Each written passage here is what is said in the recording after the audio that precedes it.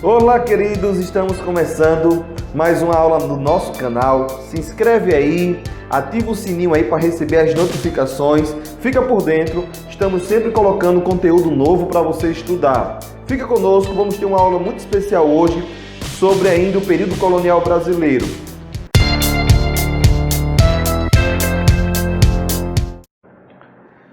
Queridos, nós vamos ver agora um pouquinho sobre outros aspectos da colonização do Brasil pelos portugueses. Inicialmente vamos falar um pouco sobre o processo de ocupação. Nós sabemos que colonização é exatamente a ideia de ocupação territorial. Chamamos de período pré-colonial exatamente porque Portugal não se atenta diretamente à ocupação do território brasileiro. E vamos entender o porquê da ocupação, como foi o processo de ocupação. E uma das primeiras características importantes dessa estadia portuguesa aqui vai ser o primeiro processo administrativo. Como era essa administração colonial é o que vamos estudar nesta aula. Pensando um pouco no período pré-colonial, por que de repente Portugal decide vir para o Brasil, ocupar o Brasil, e temos que considerar alguns pontos que eu vou abordar neste momento. Primeira coisa, o Brasil tinha um litoral gigantesco, um litoral imenso, né? O Brasil tem, na verdade, um litoral imenso. Então isso dificultava muito a questão da segurança, da proteção territorial. Sabemos que durante o período pré-colonial, os portugueses fixaram aqui na região litorânea muitas feitorias que serviam para armazenar para o Brasil, mas que de certa forma também servia como uma espécie de proteção na região litorânea brasileira. Devido à ameaça de outros povos que cobiçavam o território brasileiro, que cobiçavam se aventurar também nas grandes navegações, Portugal então se interessa em colonizar o Brasil. Interessante que o país que mais começa a gerar incomodação, que passa a ser uma ameaça estrangeira e que incomoda Portugal nesse período é a França. Vale lembrar que a França, eles eram grandes produtores de tecidos e eles usavam muito o miolo do pau-brasil como matéria-prima para retirar os corantes necessários para isso. Naquela época, o corante avermelhado do pau-brasil era muito interessante e era muito usado em roupas, em tecidos, onde a nobreza ou a grande nobreza da Europa usava. A roupa vermelha, por exemplo, se você perceber em algumas imagens antigas, roupa vermelha não era usada por qualquer pessoa, geralmente pessoas da nobreza, pessoas da elite. Isso demonstrava que isso tinha um grande custo de trabalho, de mão de obra mesmo para produzir esse material. Os franceses, então, como grandes produtores, eles começam a cobiçar a faixa litorânea brasileira e ele começa a se aliar a algumas tribos indígenas. Algumas tribos já tendo a percepção dos maus tratos, dos efeitos negativos da colonização portuguesa, começa a se aliar aos franceses como uma alternativa de expulsar daqui os portugueses. Esse risco iminente de perder a colônia, também a questão do comércio oriental trazer já algumas dificuldades. A coroa portuguesa estava com dificuldades financeiras para investir em grandes navegações.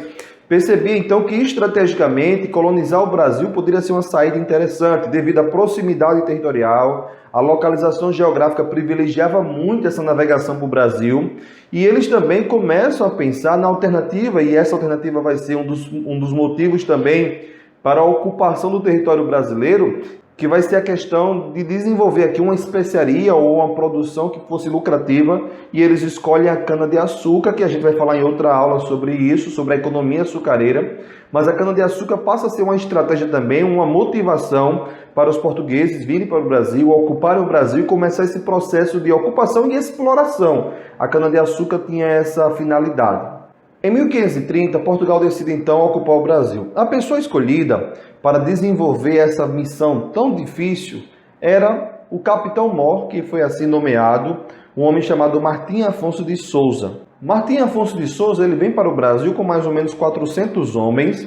Ele também veio com 2 caravelas, 2 naus, e a intenção aqui era começar esse desbravamento do território brasileiro. A ideia era derrubar as florestas, começar um processo de interiorização mesmo e ocupar esse território, começar a formar as primeiras vilas aqui no Brasil. Essa expedição de Martim Afonso de Souza tinha objetivos muito claros, como já citei, a questão da ocupação, mas também de explorar riquezas, de evitar essa ameaça estrangeira que percorria o litoral brasileiro. manter contato com os índios e apaziguar qualquer revolta, qualquer ação de revolta que acontecesse entre os índios. Essa expedição de Martim Afonso de Souza, ela tem alguns legados importantes para a história do Brasil. Eles usaram técnicas muito rudimentares no cuidado com o solo. Eles não tinham essas técnicas atuais de cuidados com o solo, de fertilização do solo. Então as técnicas eram muito rudimentares, como queimadas, derrubadas, né? Derrubar e queimar as matas, né? As florestas. E por isso que eles não se atentam tanto, devido já a uma consciência de que as áreas mais férteis eram no litoral. Por isso que a gente percebe que a ocupação inicial do território brasileiro se deu pelo litoral. Esses foram um dos fatores, né? E a cana-de-açúcar também necessitava de uma região fértil para poder se desenvolver. Um dos legados importantes também da expedição de Martim Afonso de Souza vai ser a fundação da primeira vila do Brasil, que é a Vila de São Vicente. Geograficamente fica ali na região da cidade de São Paulo, por ali, né, no litoral paulista. E também um legado importante foi que Martim Afonso de Souza começou o processo de fundação dos primeiros engenhos, né, das primeiras produtoras, né, vamos dizer assim, de açúcar, de exploração de cana-de-açúcar aqui no Brasil. E aí vem para o Brasil as primeiras mudas de cana-de-açúcar, né? Isso não é uma coisa nativa do Brasil, eles trazem também o gado. O gado vai vir para o Brasil exatamente para ser usado como força, tração nos engenhos. Depois vai perceber que isso vai ser uma dificuldade, porque na conjuntura do latifúndio, né, do engenho, eram áreas que não eram tão expansionistas. Então criar gado numa região dessa era muito difícil. O gado precisava de áreas abertas, de maior expansão territorial para ser criado. E o gado começa a se alimentar da cana-de-açúcar, o gado se alimenta da cana-de-açúcar.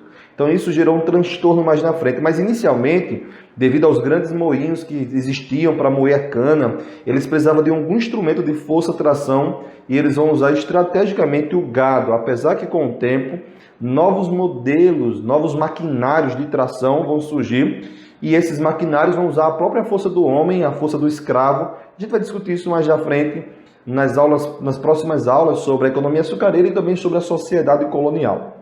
Indo para um dos aspectos que é um dos objetivos da aula também, que é falar sobre a questão administrativa. O primeiro modelo administrativo criado por Portugal aqui nessas novas terras, com a primeira vila fundada, foi as capitanias hereditárias, que era basicamente dividir esse território, certo? Em faixas de terra, dividir todo esse território. Ao todo, essa terra foi dividida em 15 lotes.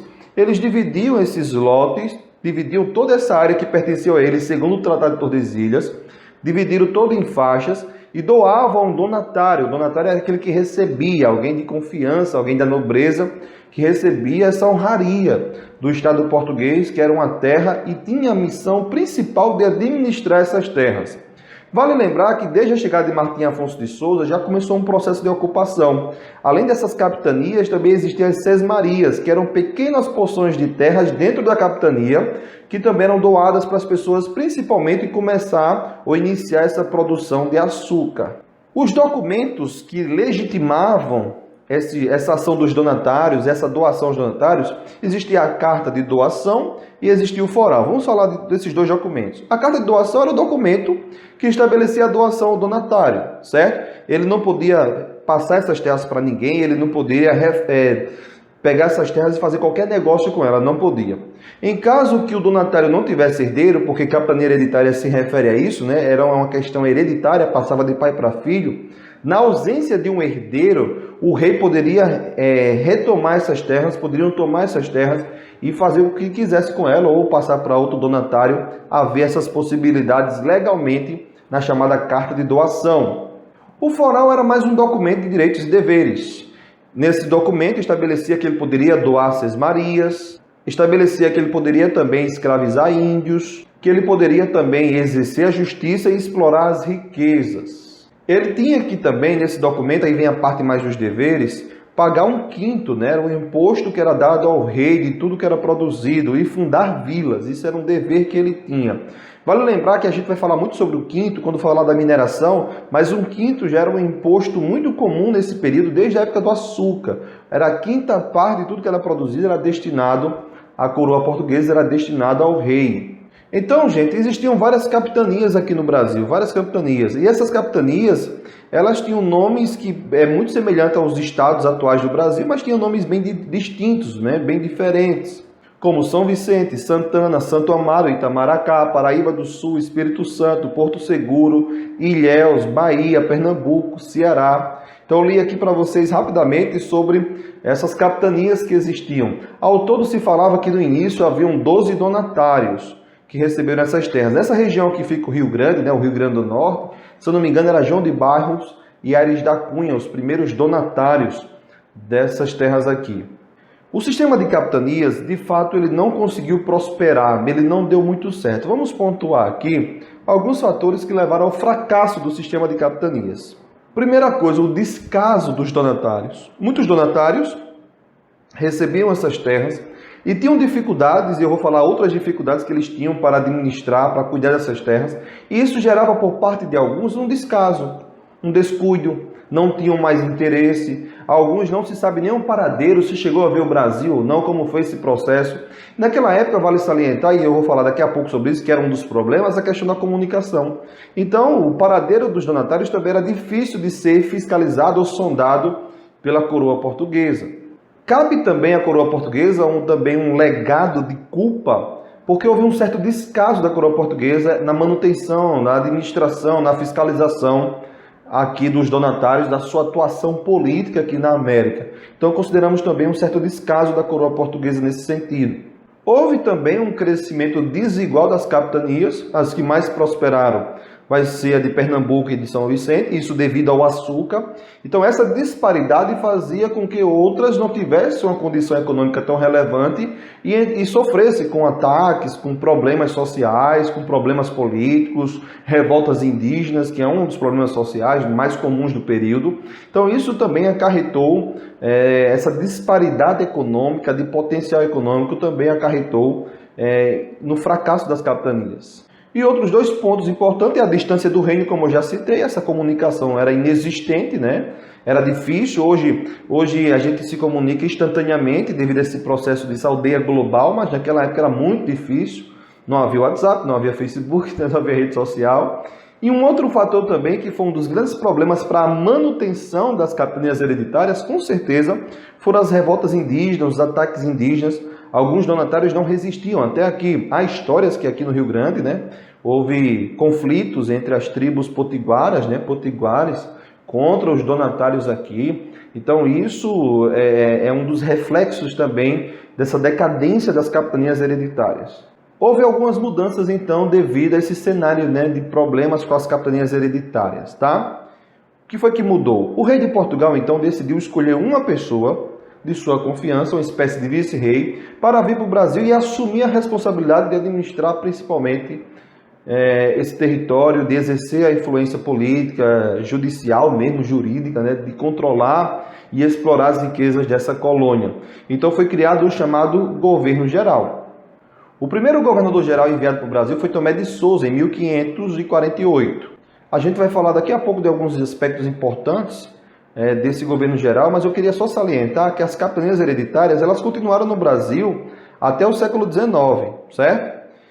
Só que ela não era mais o principal modelo administrativo do Brasil, era como se fosse uma descentralização ou como se fosse um órgão, uma estrutura controlada pelo governo geral aqui no Brasil, o homem de confiança do rei que tinha essa missão agora de controlar, de exercer fiscalização nas capitanias. Ela não era acima, né, o principal modelo administrativo. Até 1821 vai existir as capitanias aqui que vão se transformar depois nos estados, né? Vai haver essa mudança estrutural geográfica do Brasil depois de algum tempo, certo? Um também dado importante é que o Marquês de Pombal ele acabou com a hereditariedade da função política, né? Ele acabou com essa visão hereditária das capitanias e também isso não foi levado ao governo geral. Então surge o governo geral. Interessante, quando Tomé de Souza chega ao Brasil, ele funda, vamos dizer assim, a primeira capital do Brasil, que vai ser Salvador. Vale lembrar que Salvador era também uma cidade muito importante na questão do açúcar. E por ser tão próxima de Pernambuco e manter um intercâmbio interessante com Pernambuco, devido ao desenvolvimento econômico do açúcar, Salvador é elevada à primeira capital do Brasil. Uma das coisas interessantes para o Enem, que eu gosto muito de discutir, é essa questão geográfica. Porque nós sabemos hoje que o centro econômico do Brasil, o principal centro econômico, de maior crescimento econômico do Brasil, é o Sudeste, a região Sudeste. Isso se dá muito por causa da decadência do próprio açúcar e a ascensão do ouro, né, na ação dos bandeirantes, que a gente vai trabalhar depois. Então, essas transições de desenvolvimento econômico do Brasil colaboram, então, também para essa ascensão das regiões. O Nordeste era o principal centro econômico, político do Brasil devido ao açúcar. Com a ascensão do ouro e depois do café e outras atividades, o Sudeste há esse deslocamento, né?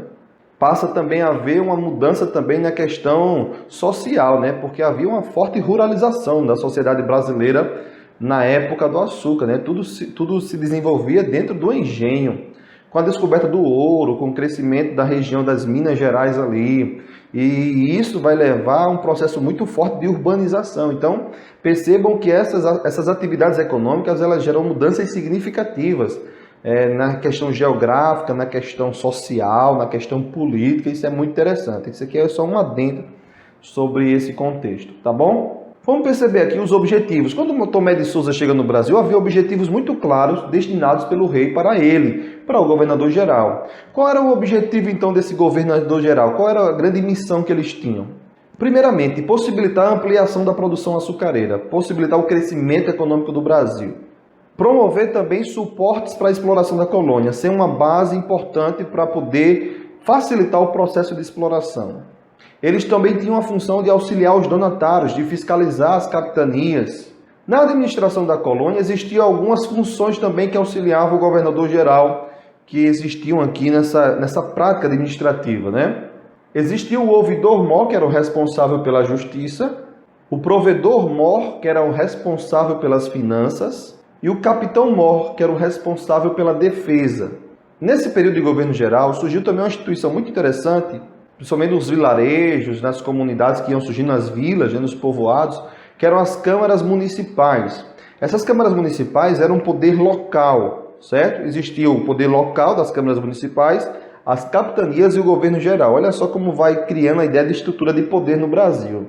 E essas câmaras municipais que existiam nas vilas era para manter o controle político, administrativo, econômico dessas vilas. E quem controlava essas câmaras municipais eram os chamados homens bons. Quem seriam esses homens bons, gente? Seriam aquele chefe de terra, aquele proprietário de terra, aquele homem que possuía muito gado, aquele grande investidor, aquela pessoa importante, que acabava sendo também uma pessoa que ajudava muito a população local, gerando emprego, esse grande chefe, que a gente vai chamar mais na frente, né, séculos depois de coronel, né, o dono da propriedade. Então, essa figura era o chamado homem bom, tá, que controlava essas câmaras municipais. Tomé de Souza, quando veio para o Brasil, ele trouxe mais de 1000 colonos para começar a dinamizar a questão da colonização aqui no Brasil.